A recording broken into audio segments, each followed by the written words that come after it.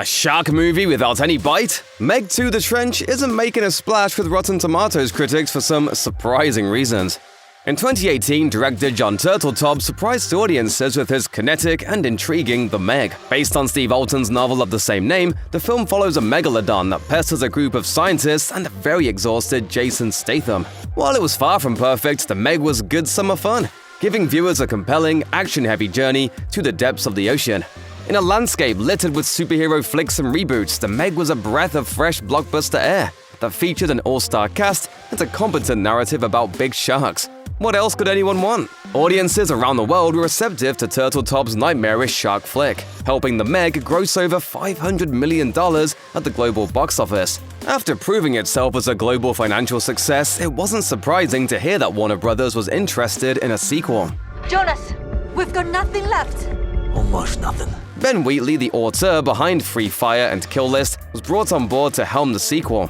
Seeing as Wheatley had never helmed a large, big-budget blockbuster before, having the British director steer the Meg 2: The Trench ship felt like an inspiring decision. Could Wheatley turn a potentially bloated sequel into a genuine, pulse-pounding work of deep-sea horror?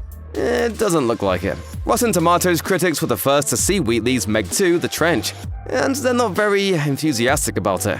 IGN critic Matt Donato was not impressed with the film at all, writing, "Meg 2: The Trench has all the excitement of fishing solo for 2 hours without a single bite. Ouch."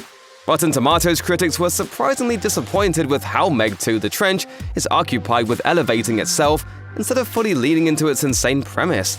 Graham Tuckett of Stuff wrote, "Meg 2 is burdened with an actual plot. The sharks barely show up, and when they do, they are such clearly CGI creations. It really does look as though Statham and chums are being attacked by characters from an animation that have stumbled into the wrong film." Deadline wasn't impressed with the sci-fi aquatic sequel either, saying, "At several points along the way, you could bang your hand to your forehead in reaction to how random and non-transporting the action is, even when there's a great deal of it." This was a bad idea.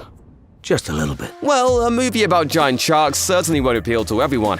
Is the film fun at least? Cinema Blend's Eric Eisenberg was particularly disappointed in the film, saying, "Meg 2: The Trench wants to just be seen as dumb fun, but it doesn't earn it." Clearly, most of the critics who took to Rotten Tomatoes before the film's release weren't fans of Meg 2. Some critics went ahead and even labeled the film as boring, perhaps the worst assessment any project can receive.